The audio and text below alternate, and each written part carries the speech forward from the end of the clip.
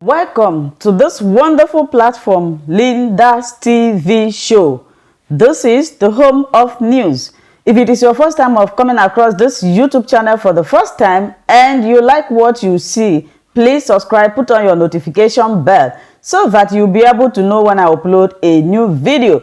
In this platform, we'll present to you news across the globe, especially what is happening in Nigeria.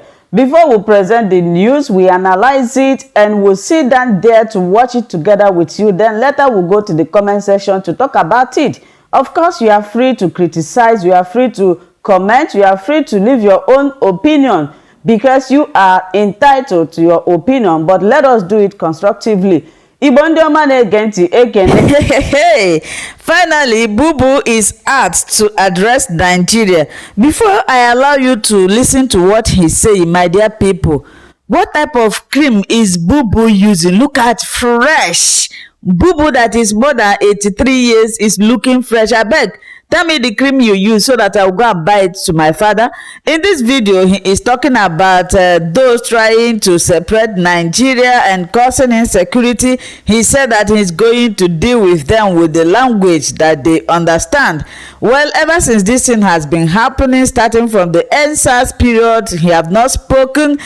I think the best thing he should do is to look for the solution or give us Biafra. I know that all this thing he's talking about, he is referring to Biafra. My dear people, watch it. You are going to watch two different videos. It is very clear that they intend to make sure that this administration fails.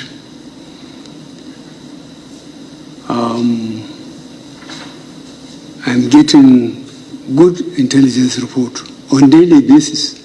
The question of insecurity in the country is being mentioned all over the world, not only here in Nigeria. But I believe there are Nigerians that will attempt at least to be fair by what I believed, that I will run the country according to the Constitution. Now, with all these people who want power, whoever they are, have they proved that I was not following the Constitution? Am I not leading the country according to the Constitution? What do they want? So whoever wanted diversion or destruction of the system, at this point, I think will soon have the shock of their lives. I think we have given them enough latitude. They have made their case. They just wanted to destroy the country. Simple. Because what do they want?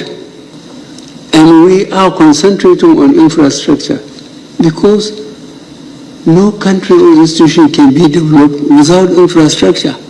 Now, for those of us who are unfortunate to be in the field for the 30 months of the Civil War, to see the carnage of how we kill ourselves, at least 1 million people, I think those that are misbehaving, they were either too young, they didn't know what happened. But for those of us who went through all these things, we can't understand. So we will treat them in the language they understand.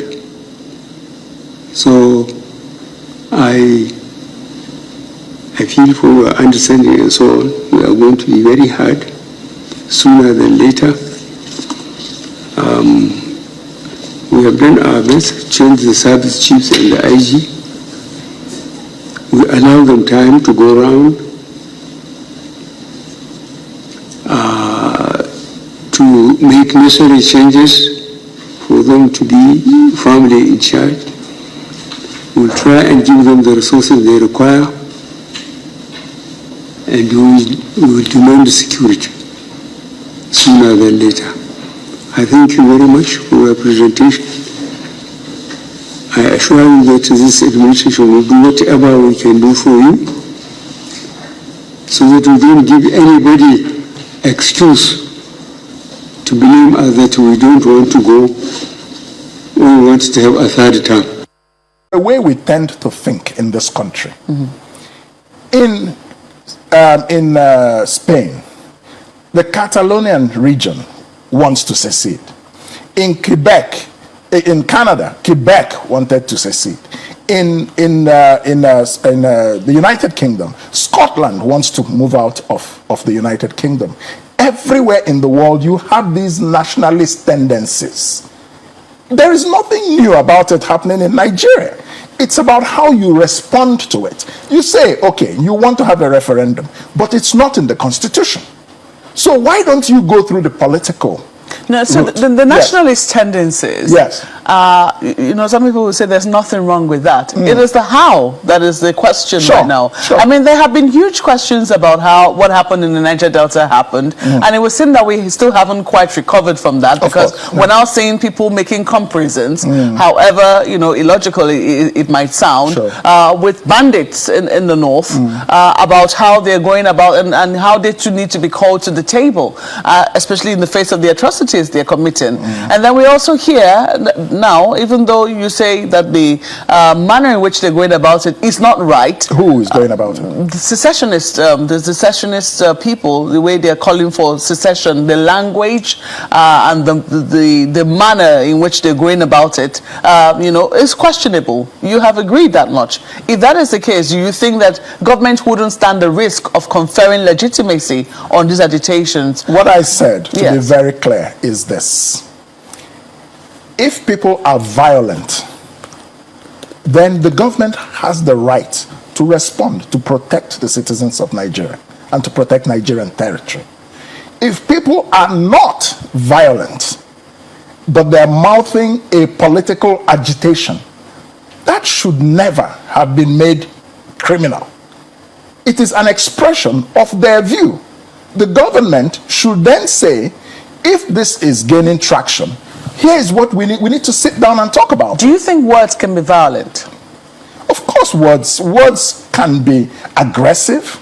There's hate language. There's hate speech. Sure, I disagree with those things. I would never support hate speech. I would never support violence in any way. Sure, it's possible. So if, for instance, there are people who will say that there are those who will act violent, yes, and there are those who will speak violently. Let me or aggressively. Yes, let me tell you something. Why are we avoiding addressing the issue that is behind these agitations? Why do we always focus on the agitation itself and on criminalizing it? It is just a lack of leadership. That's my own approach. Go to the root cause. Go to the root cause. If people are feeling alienated anywhere in the country, reassure them. Address the issue. Is there some inequity in the country, in political representation or opportunity, leadership opportunity? Is there some inequity in appointments? Is there nepotism going on? All these things. Go and address the root cause. That's my point. It's a very lazy way of addressing issues like this, to just, always focus on what the agitators are doing, but you don't want to address what their complaints are. I don't think that's leadership. I think that's a failure of leadership. That's my quest. That's my approach. But I do believe that this country has a lot of potential. It can work. Nigeria can work well. It's not the only heterogeneous country in the world. Many countries are, homogeneous, that is, people of one ethnicity, but there are many more countries that have a combination of, and the best way to run a country like Nigeria is for it to have a proper federal system. That's the point. Proper federalism. Give people space to grow and pursue their aspirations within the same country. But there shouldn't be over-centralized control from the center. And that's what we have today. That's part of the problem. Why don't we go and address that root issue rather than, just... Always watching Linda's TV show. I will see you again in my next video. Remain blessed. I appreciate each and every one of you, and keep on watching Linda's TV show. If you have not yet subscribed, please, I beg you to do that so that you'll be getting more updates from me. Bye bye.